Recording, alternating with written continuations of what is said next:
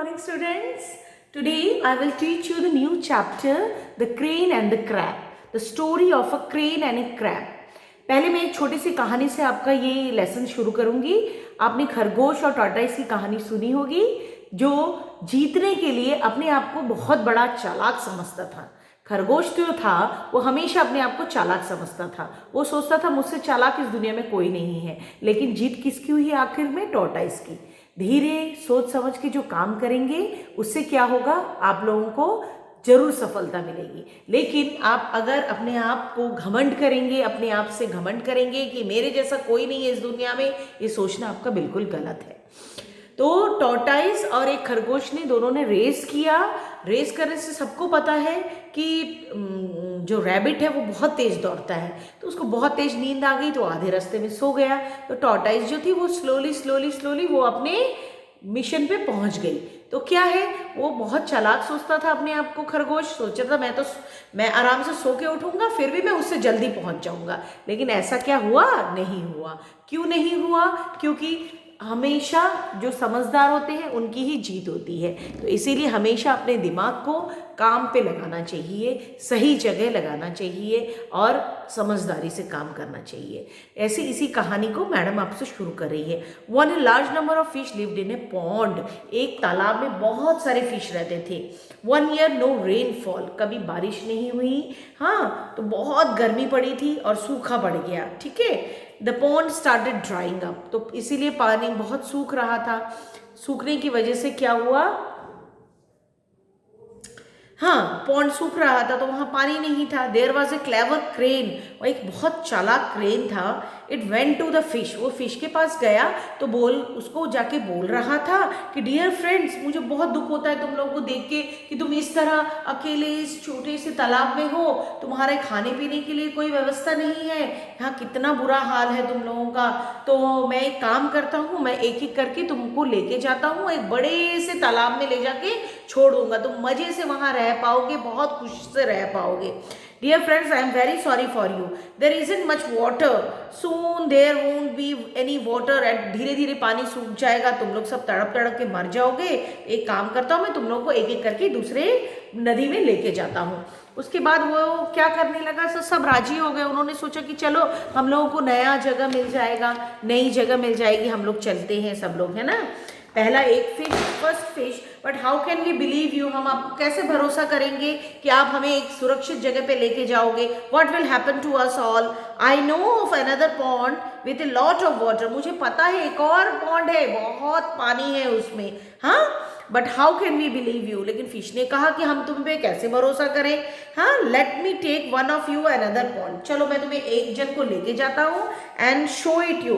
और मैं तुम्हें दिखा के आता हूँ कि सही में एक और पॉन्ड है कि नहीं. Then all of you will believe me. तभी आप मेरे पे भरोसा कर पाएंगे. Narrator. The fish agreed and said one of them with the crane. The crane showed the pond to the fish and the two returned. वो लोग क्या हुए, उसने वो ले गया, वहां ले जाके उसने पॉन्ड दिखाया. दिखाने के बाद उनसे कहा कि ये देखो, ये बहुत बड़ा पॉन्ड है, इसमें मैं तुम लोगों को छोड़ दूंगा. तो वो लोग खुश हो गए, वो राजी भी हो गया, वो वापस भी आ गया. I have seen the pond. वो सब उसने जाके सबको सुना दिया कि मैं तो देख के आया, पॉन्ड बहुत बड़ा है, बहुत लवली है और उसमें बहुत पानी है. Let's go there. चलो वहाँ चलते हैं. Let's go to our new house. चलो हम अपने नए घर में जाते हैं. I can take you all there one by one. Happy. सब बहुत खुश हो गए. अब हम नए घर जाएंगे, हम नया, वहाँ बहुत पानी, हम बहुत अच्छे से रहेंगे. The crane took a fish in its beak and flew away. उस एक फिश को वहां से ले गया, उस पॉन्ड से लेके वो उड़ गया. But the time it didn't take the fish to the pond. लेकिन वो उसको वहां नहीं ले गया. वो कहाँ ले गया? वो रास्ते में एक पेड़ पे चढ़ के उसने उस फिश को खा लिया. Branched ate the fish up. In its way the crane ate up all the fish. उसने सारे फिश को एक एक करके खा लिए. क्रेन ने कहा प्राउडली, कितना चालाक हूं मैं, हा मैं कितना चालाक हूं. आई फुलिश फिश. कितने बुद्धू फिश लोगों को सबको मैंने बेवकूफ बना दिया. There was now no fish left in the pond. अब एक भी फिश नहीं बचा, सबको उसने एक एक करके खा लिया. But there was a crab. वहाँ एक केकड़ा था. क्रैब मतलब केकड़ा होता है जिसके दो तरफ दो दांत होते हैं. जो मजबूती से कहीं पकड़ेगा तो वो वहाँ गड्ढा कर देता है और उससे क्या होता है, मर भी जाता है वो, जो भी जिस पे भी वो काटेगा.